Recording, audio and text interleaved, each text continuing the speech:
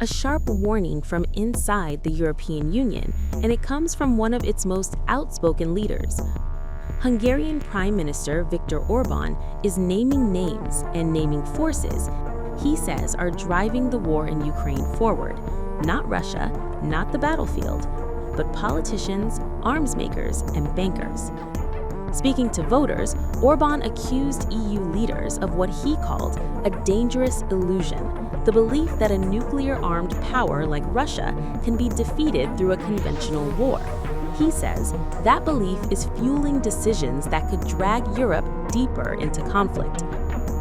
Orban singled out weapons manufacturers, accusing them of always needing war, or at least the threat of it, to keep profits flowing. And then the bankers. According to Orban, massive loans poured into Ukraine are not acts of charity, but calculated bets dependent on Russia's military defeat and future reparations to get their money back. He warned voters not to trust what he described as wise gentlemen in Brussels, urging the public to rely instead on common sense as anti-war sentiment grows across Europe.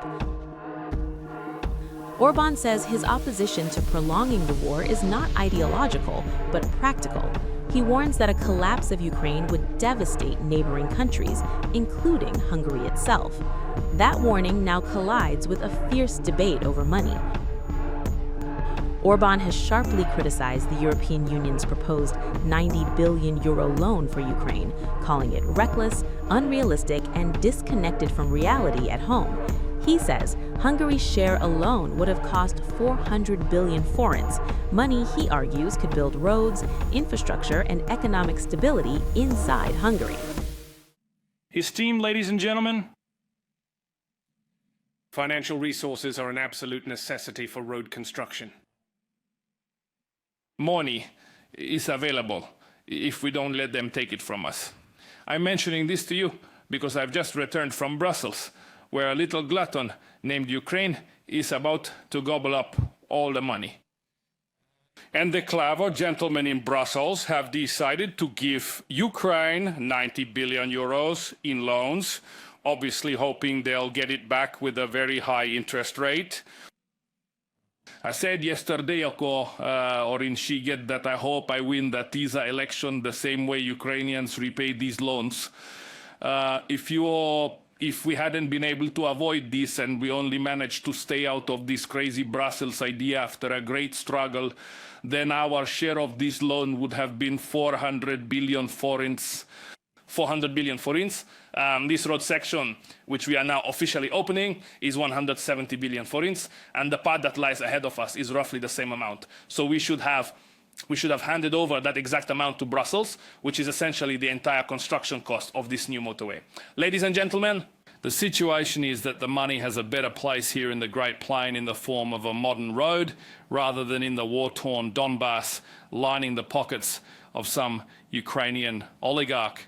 So, distinguished ladies and gentlemen, this is also what's at stake in next year's election. If we're talking about roads, which path will we choose to follow? We live in a democracy.